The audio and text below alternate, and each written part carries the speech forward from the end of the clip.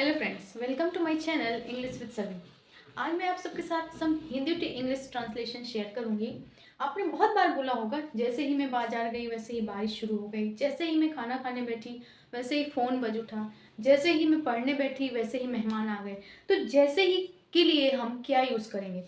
जैसे ही के लिए हम यूज़ करेंगे नो सूनर। क्या यूज़ करेंगे? No sooner. No sooner means जैसे ही। ओके, तो हम पहले स्ट्रक्चर देख लेते हैं।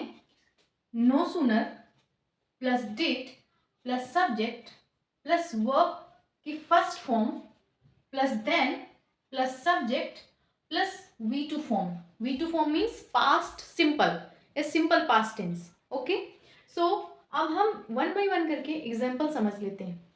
यहाँ पे फर्स्ट एग्जाम्पल है, जैसे ही मैंने उसे देखा मैं मुड़ गया।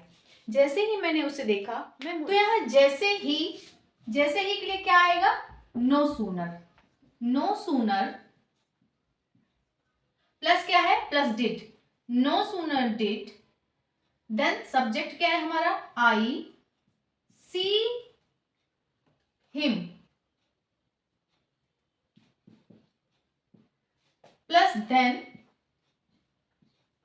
मैं मुड़ गया, then I turned. No sooner did I see him then I turn. Turn यहाँ पे क्या है? V2 फॉर्म है एंड V1 फॉर्म यहाँ पे सी है। ओके, जैसे ही मैंने उसे देखा मैं मुड़ गया। No sooner did I see him then I turn. Next sentence है, जैसे ही घंटी बजी हमने गाना शुरू कर दिया। तो जैसे ही के लिए हमने क्या देखा? No sooner. No sooner plus did, no sooner did the bell ring, then we started singing.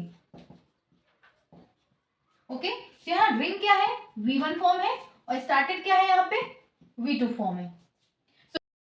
So no sooner did the bell ring then we started singing. Next है, जैसे ही मैं बाजार गई वैसे ही बारिश शुरू हो गई। तो जैसे ही मतलब no sooner did I go to the market then the rain started. Here started is a V2 form and then go is a V1 form. So no sooner did I go to the market then the rain started. Next है, जैसे ही मैं घर पहुंचा वैसे ही phone बजा। जैसे ही no sooner plus did, no sooner did I reach home then the phone rang. See, rang is a V2 form and reach is a V1 form. तो जैसे ही मैं घर पहुंचा वैसे ही फोन बजा। No sooner did I reach home then the phone rang. I hope you got my point and understood the concept of no sooner. So let me know in the comment section by your own making sentences. Keep learning, keep growing and stay with me. Thank you so much.